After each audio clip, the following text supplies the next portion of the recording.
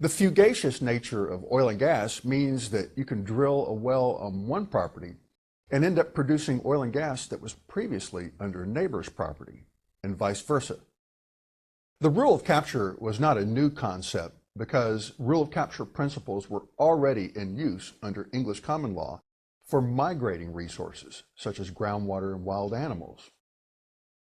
In the early days of the industry, the race to produce led to the drilling of an outrageously excessive number of wells to accelerate production.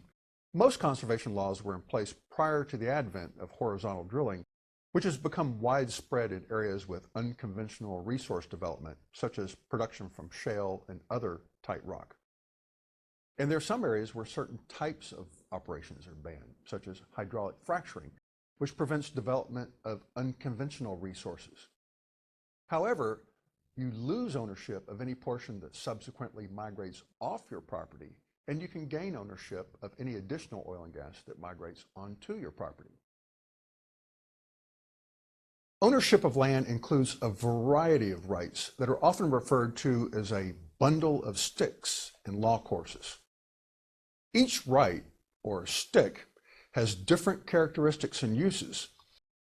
These estates can be split or severed, and it's very common for a property in a minerals-prone area to have had those estates severed. This right to lease is also referred to as the executive right. And there's the right to receive lease benefits, including bonus, royalty, and delay rentals. We normally think of a property lease as someone paying to use a property for a defined period of time and then surrendering the property in good condition at the end of the lease. In contrast, an oil and gas lease conveys the right to permanently deplete minerals from the property and to keep and sell a portion of the minerals produced. Thus, the law presumes that use of the surface was implied when the estate was split, because otherwise it would have been a pointless exercise to split the estate. In Getty Oil versus Jones, Getty Oil drilled 2 wells on acreage farmed by the surface owner, Jones. The states in yellow territory were formed from land that either was or still is in the U.S. public domain, and these are referred to as federal land states or public domain states. For example, the shaded piece of land shown can be identified with the simple description shown. It is the southwest quarter of the southeast quarter of the southwest quarter of Section 20 in Township 2 South, Range 3 West. Over time, the U.S. government granted or sold about 70% of the public domain lands. The map shows the locations of those conveyed lands in white. In public domain states, it's common to find state trust lands mixed in with both federal and private acreage. For example, here's a map of land in northwestern New Mexico in an area where the state still retains the 4 sections per township of state trust lands granted when the state was formed in 1912. Texas has a complicated mix of survey patterns, including meets and bounds and multiple types of rectangular methods. By examining the full title history since sovereign ownership, they can determine whether the mineral estate has ever been split from the surface estate, and if so, they can trace the mineral estate forward to determine who owns it today. Undivided means that each owner owns a percentage of the whole mineral estate. For example, imagine that 3 people bought a cake together, with one person paying 50%, one 30%, and one 20% of the cost.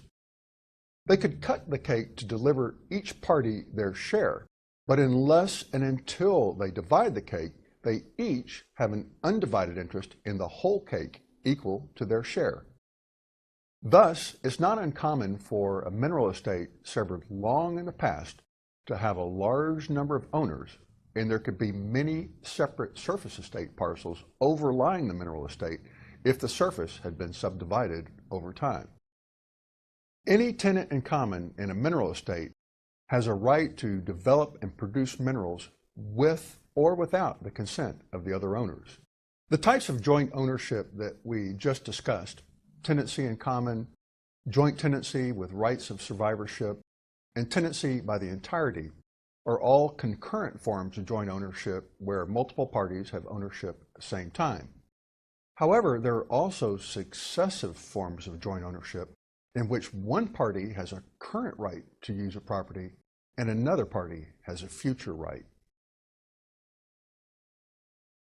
For example, a vertical severance would be like making vertical cuts downward into a cake to remove a piece. The resulting piece would include all layers of the cake down to its full depth.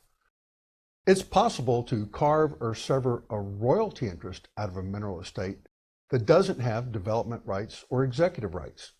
It's called a non-participating royalty interest, or NPRI. Another example is that a parent dividing a mineral estate between their children might assign all of their executive rights to the one child that they thought would make the best decisions for their siblings. Generally, their occupancy has to be visible and open. They have to claim exclusive rights and defend the property against any other trespassers. And they have to treat the property as their own and improve and maintain it accordingly. The parties execute a lease, and E&P Co. pays A and C a $1,000 signing bonus for each of their net mineral acres.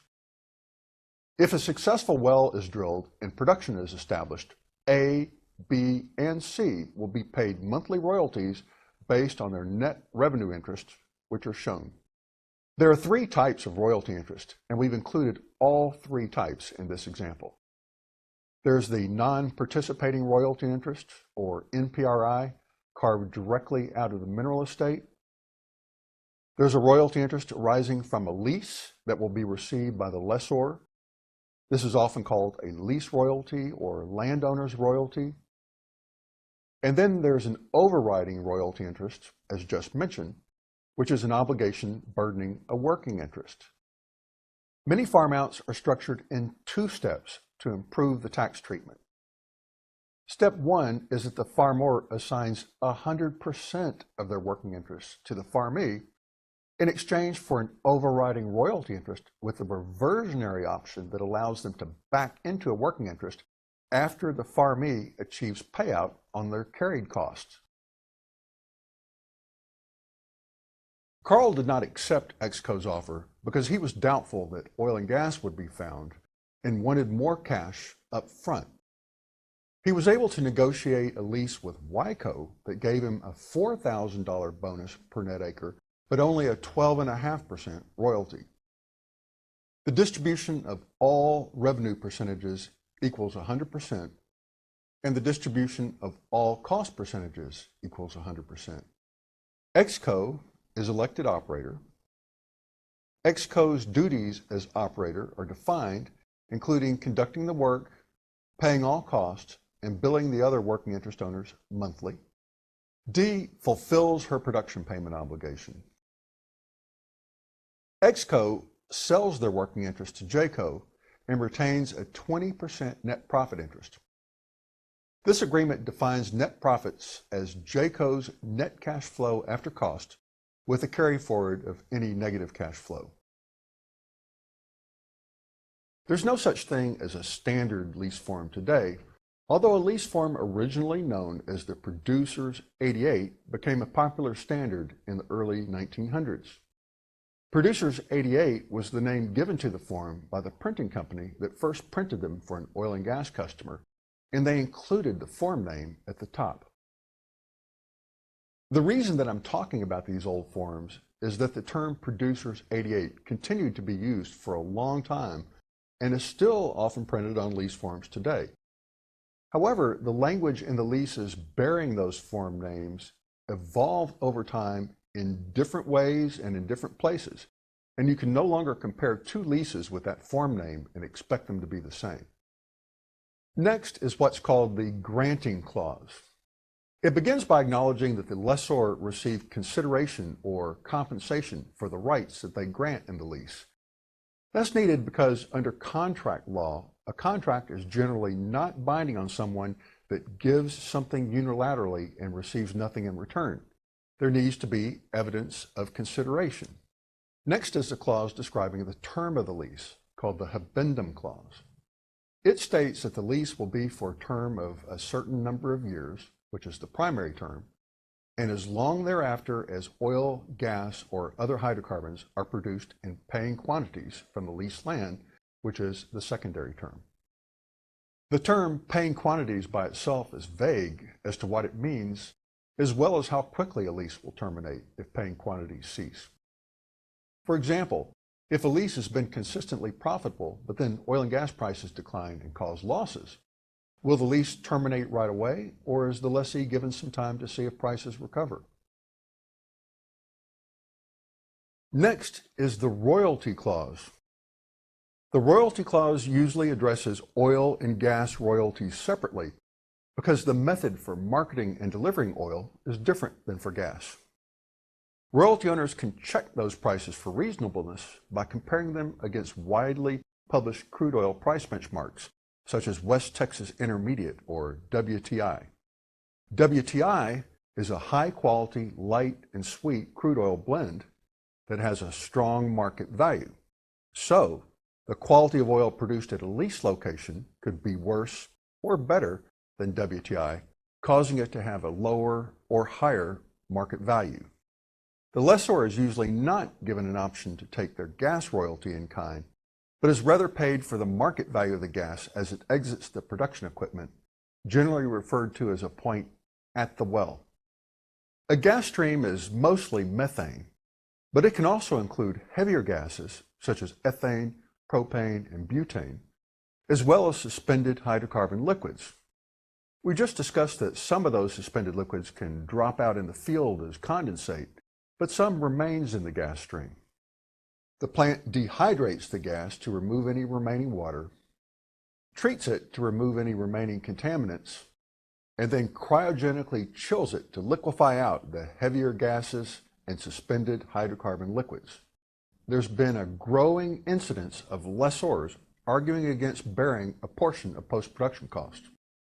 Sometimes those costs will appear as deductions on royalty statements with descriptions such as gathering, treating, dehydration, processing, compression, or marketing. So the delay rental clause establishes that the lessee is not obligated to drill on a property during the primary term. The delay rental clause states that at the end of each year of the primary term, if the lessee has not drilled a well, the lease will terminate unless the lessee pays an amount called the delay rental, which will extend the lease for an additional year. Leases today serve more to hold a property during evaluation versus signaling an intent to drill a well, and lease terms are often kept short to limit the evaluation time. This clause gives the lessee limited rights to combine the leased acreage with acreage from other leased areas. This clause is essential for small parcels that are not large enough to meet the minimum acreage requirement for a drilling permit. Thus, for example, if the well were drilled on Tract A, the lessors of Tract F would receive royalties on 25% of total unit production. Column G shows the lessor or royalty owner's percentage of total unit revenue, which is the owner percentage of the unit in column E times the royalty percentage in column F. The unit must also comply with boundary spacing rules, meaning that there has to be a point within the unit that's at least 467 feet from all unit boundaries. Most producing states have some form of compulsory pooling laws, including Oklahoma, Colorado, Wyoming, New Mexico, Louisiana, and others. For example, a vertical well piercing a 100-foot thick shale layer would only have 100 feet of exposure to the oil and gas interval, whereas a horizontal well would have several thousand feet of exposure. Hydraulic fracturing further extends the drainage pattern around horizontal well bores by creating fracture patterns that facilitate flow. The boundary spacing requirements have been reduced from 467 feet to 330 feet in recognition of the fact that tight, low permeability formations don't drain as wide of an area around the well bore. It's easy to get within 100 feet at the toe of the well. However, because horizontal wells must curve into the formation, it's generally not possible to penetrate the target formation within 100 feet from the drilling location. This causes a portion of the resource to be wasted, and this is called the take point gap. For example, here are 4 320-acre spacing units. Here are 2 640-acre units. And here is one 1,280-acre unit. At this location, the spudding will occur outside the unit boundaries. These planned wells span 2.5 sections, and the lateral sections are about 13,000 feet long. The general rationale behind allocation wells is that the leases give the working interest owners the authority to drill on each and every tract traversed by the wellbore. The Railroad Commission treats each tract traversed by a horizontal wellbore as a drill site tract. With a Pew clause, if production was established in the pool drilling unit, only the portion of leasee that was inside the unit would be held by production. A continuous operations clause provides that the lease will continue beyond the primary term, even in the absence of production, if the lessee is actively involved in drilling operations at the end of the primary term. Surface use provisions and restrictions are sometimes included in the lease, and these would of course be more likely if the mineral estate owner was also the surface owner. Common language includes requiring that wells be at least a certain distance from dwellings and that pipelines be buried below plow depth. Sometimes oil and gas companies initially request an agreement to shoot seismic on a property before they make a leasing offer so that they can study the subsurface. They often include a leasing option in the seismic agreement to ensure that they can lease the property if they like it. Company B could offer the property owner a top lease to preempt any competition.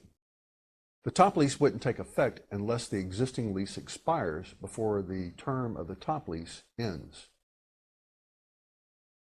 The amount of federal acreage under lease is greatest in states where there's a lot of federal acreage combined with a lot of oil and gas activity, such as Wyoming, New Mexico, Colorado, and Utah. Anywhere that you see small black boxes and hash lines represents an area where a federal or state lease has been issued, although a few of the boxes represent areas where a lease has been sold but not yet issued.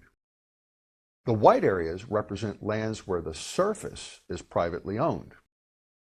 However, as we'll discuss shortly, getting new leases on BLM land has become more challenging.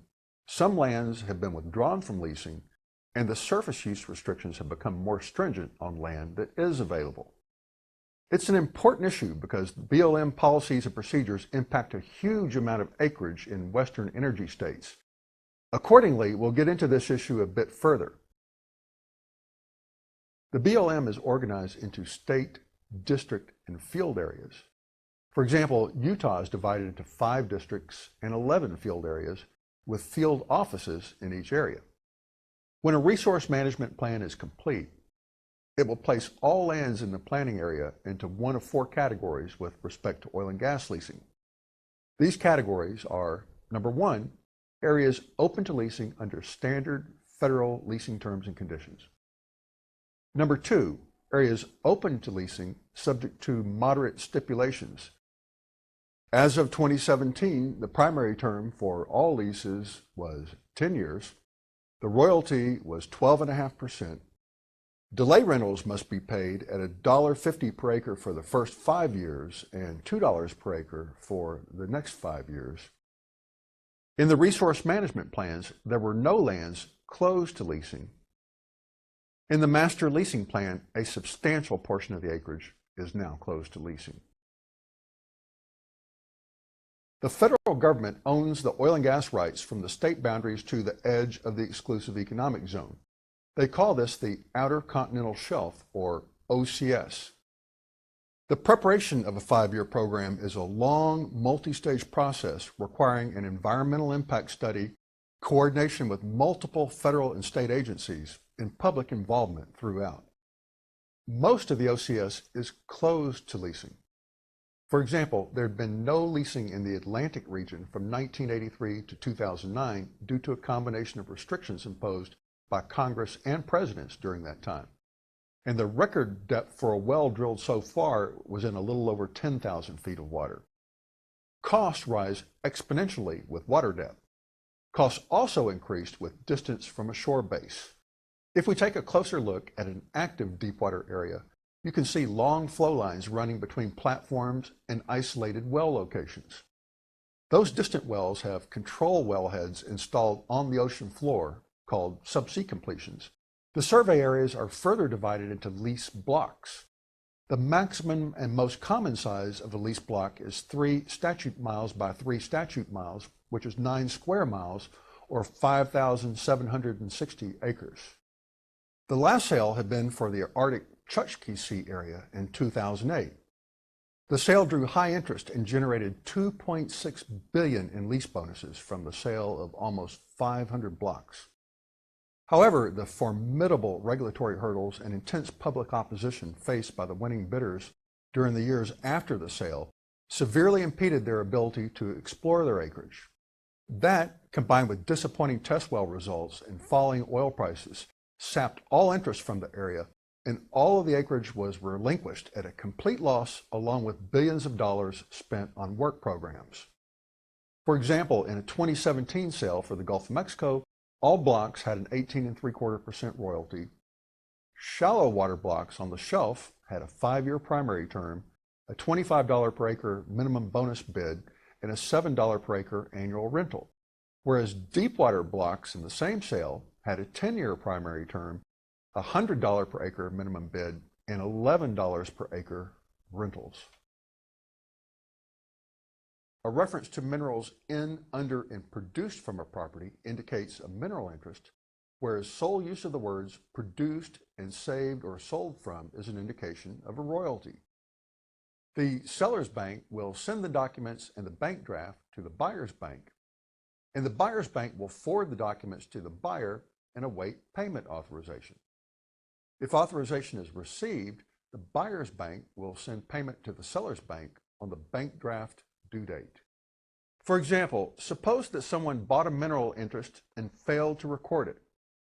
If another party, aware of the situation, convinced the seller to accept money to issue another deed, and the second buyer recorded that deed, they would become the property owner. Existing lease interests are conveyed by a method called assignment. A lease assignment document references the lease and has conveyance language that transfers the seller's lease rights and obligations to the buyer. Oil and gas companies usually don't have title opinions prepared until they reach points where they need high assurance of ownership.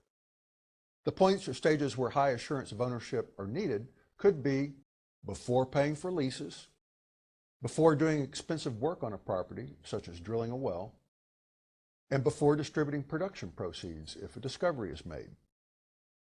It's important because if an oil and gas company pays someone that isn't actually an owner or overpays someone that is an owner, that means that they're underpaying someone else. Sometimes a land description in a deed or lease is unclear or incorrect. A document in the chain of title may have been improperly executed. For example, a document requiring the signature of husband and wife may have been signed by only one spouse. P.V. Moore asserted that they had a 1/2 interest in the mineral rights, whereas Duhigg asserted that they had no mineral rights because the full mineral estate had been reserved. Subordination, such as a mortgage subordination as just discussed, and affidavits, which are sworn statements from knowledgeable, disinterested parties used as supporting evidence. This process is called running title, and the information gathered is documented in a format called a run sheet. Run sheets list title documents, leases, mortgages, liens, and other relevant documents in chronological order. Run sheets can be simple or complex and may involve multiple tracts of land covered by a single lease. Software programs are available that allow run sheets to be prepared in user-friendly formats and allow inclusion of useful plats and diagrams. If you would like to see an example of such a run sheet, click the Run Sheet button. The top level of certification is a Certified Professional Landman, or CPL. A CPL must have a college degree, pass a more extensive exam, and have the equivalent of 10 years of experience. And of course, they must also adhere to professional standards and complete annual continuing education requirements. Oil and gas attorneys may also draft or advise on a wide variety of other documents and agreements related to land work, such as deeds, leases, conveyances, farm-out agreements, overriding royalties, joint operating agreements, pooling documents, unitization agreements, etc. They set up lease accounting and tax reporting and coordinate with others handling division order and joint interest billing. They assist with title curative work, and they may also address owner inquiries. For example, net revenue interest information is used by the production accounting department to determine net production, by the marketing department to determine how much production they need to market, by the revenue accounting department to determine net revenue and to make royalty payments and other revenue distributions, and by reservoir engineers to calculate net reserves.